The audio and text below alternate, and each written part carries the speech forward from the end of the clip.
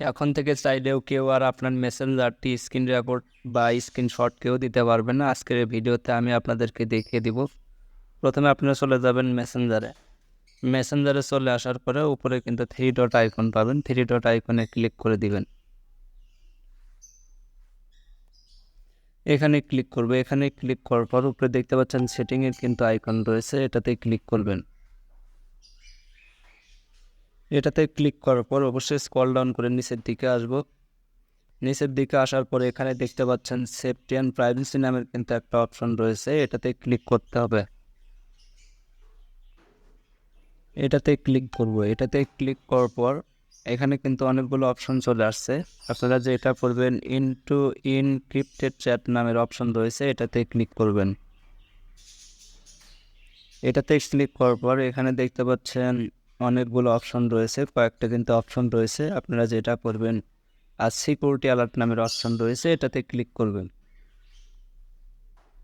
এটাতে ক্লিক করার পর এখানে কিন্তু দুইটা অপশন চলে আসছে। এখানে ফার্স্টে যে অপশনটা রয়েছে মেসেজ সিকিউরিটি অ্যালার্ট, এটাতে ক্লিক করবেন। এটাতে ক্লিক করার পর অবশ্যই দেখতে পাচ্ছেন এটা কিন্তু অফ থাকবে অনেকের, এটা কিন্তু অন করে দিবেন। তো আমার আগে থেকে অন করা রয়েছে। অবশ্যই এখান থেকে ব্যাক দিকে যাব,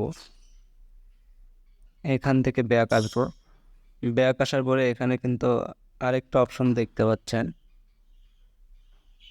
সেফটি ওয়েবসাইট ব্রাউজিং, এটাতে ক্লিক করবেন। এটাতে ক্লিক করার পর এখানে কিন্তু একটা আইকন দেখতে পাচ্ছেন, এটা কিন্তু অফ করে দিবেন, টার্ন অফ করবেন।